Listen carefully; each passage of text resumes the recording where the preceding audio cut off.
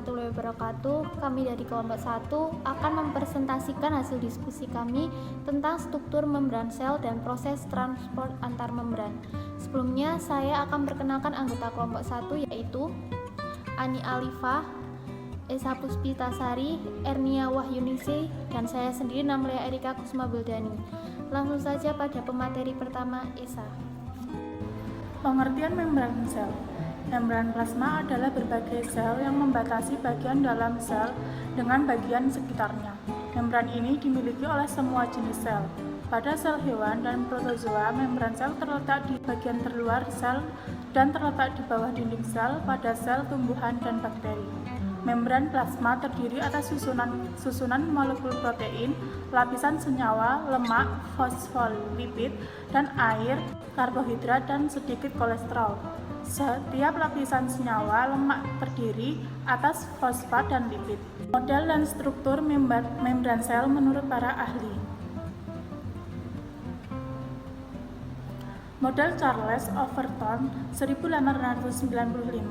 Charles menyatakan bahwa membran terdiri dari lipid. Dari pengamatan yang dilakukan oleh Charles, terlihat bahwa zat yang memasuki sel lebih cepat adalah zat yang terlarut di dalam lipid. Lipid yang memenuhi besaran membran adalah fosfolipid.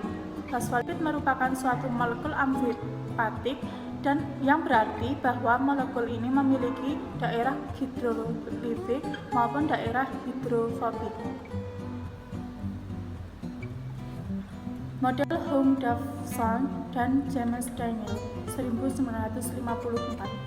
Daniel dan Davidson mempelajari lapisan ganda lemak trigliserida dalam air. Model membran sel Davidson dan Daniel disebut juga model sandwich atau berlayar fosfolipid. Struktur membran plasma berdasarkan Davidson dan Daniel didasarkan oleh penelitian fisikokimia. Penelitian ini membandingkan dengan permukaan antara tetesan minyak dengan ekstrak membran sel dan air. Model Robertson 1957. Robertson menyatakan bahwa kesatuan membran plasma adalah unit membran. Hal ini berdasarkan pengamatan membran sel menggunakan mikroskop elektron yang menunjukkan gambar garis sejajar dengan dan dalam membran itu Robertson tidak melihat adanya daerah pori. Ia menduga bahwa celah yang terlihat pada mikrograf elektron adalah merupakan ikatan antara osmium texorid dengan protein dan daerah polar dari lemak. Model S.J. Singer dan G. Nicholson pada tahun 1972.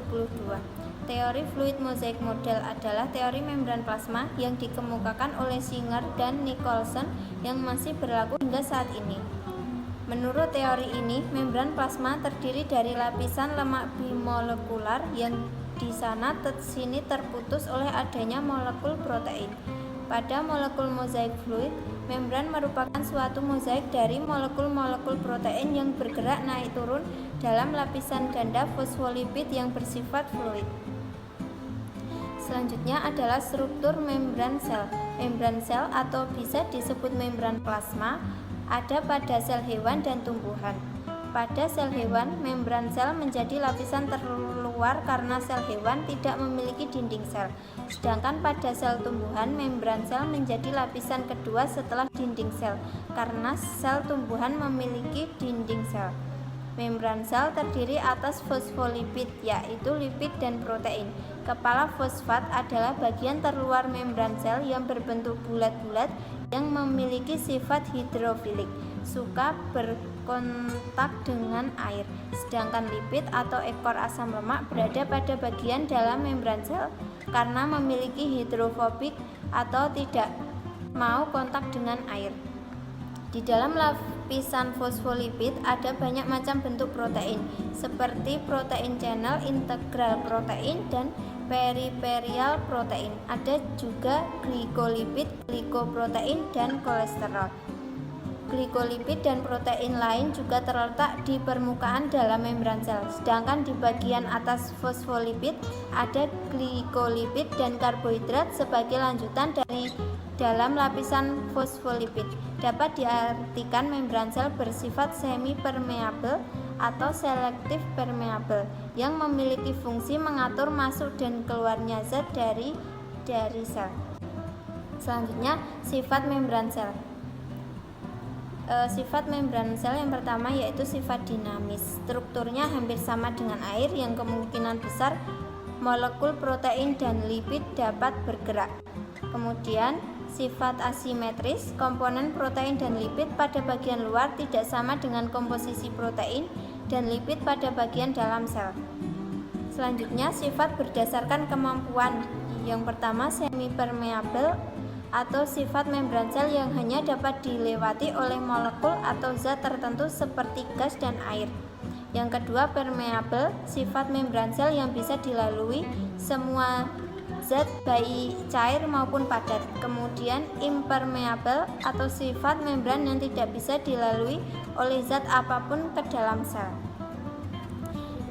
Selanjutnya, fungsi dan peranan membran sel. Fungsi membran sel yang pertama untuk melindungi bagian sel pada bagian yang lebih dalam atau sebagai pembatas antara inti sel dengan bagian luar sel.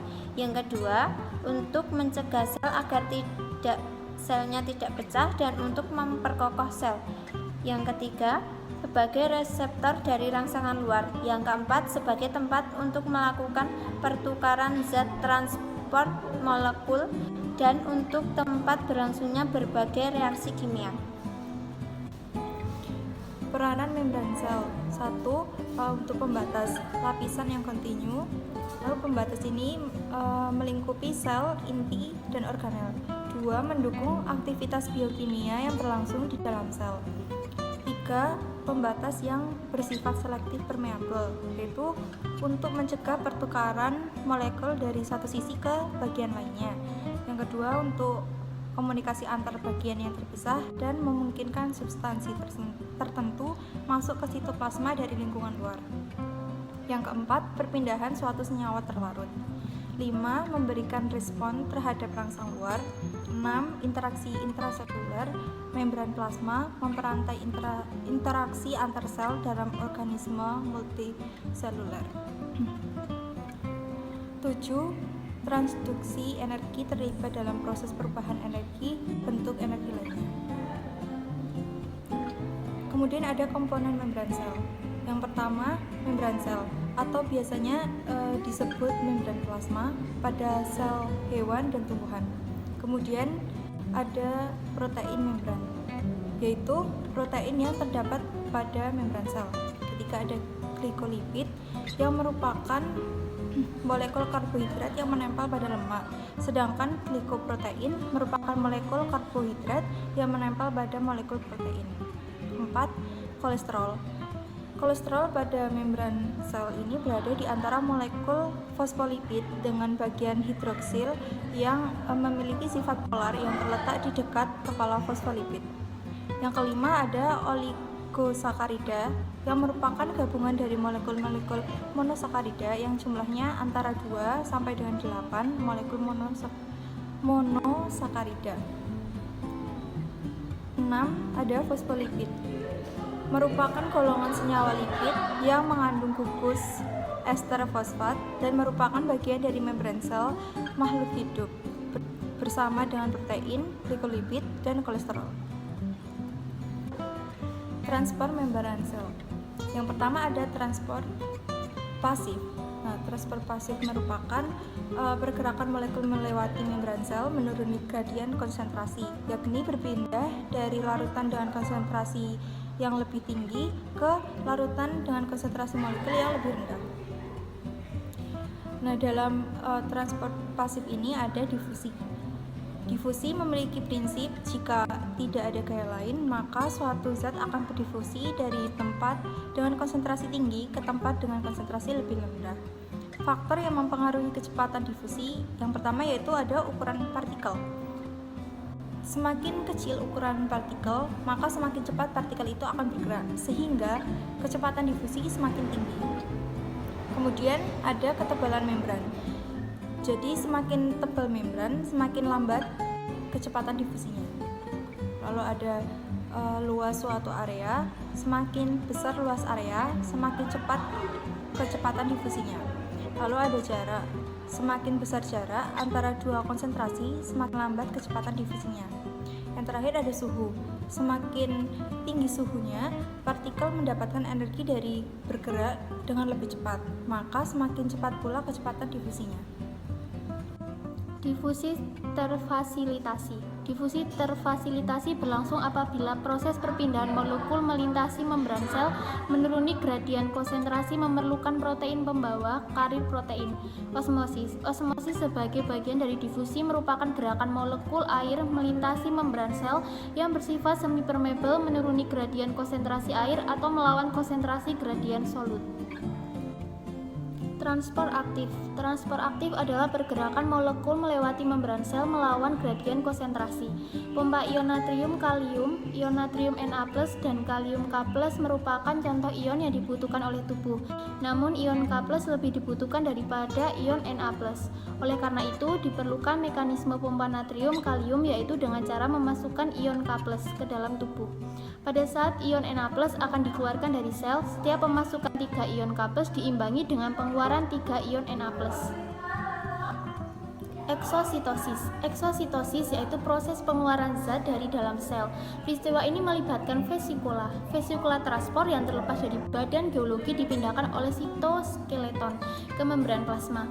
Pada saat membran plasma bertemu, molekul-molekul lipid bilayer menyusun ulang lapisan membran baru sehingga kedua membran bergabung.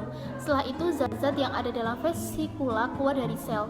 Eksositosis terjadi pada beberapa sel kelenjar atau sel sekresi.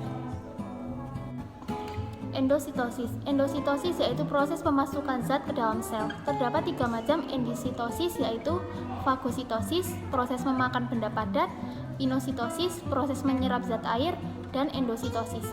Pada endositosis yang diperantarai reseptor, sel dapat memperoleh zat ekstraseluler spesifik karena pada membran plasma terdapat reseptor untuk mengikat zat yang dibutuhkan. Zat ekstraseluler spesifik yang terikat pada reseptor yaitu ligan. Demikianlah pemaparan dari kelompok 1. Mohon maaf jika ada kesalahan yang disengaja atau maupun yang tidak disengaja. Assalamualaikum warahmatullahi wabarakatuh.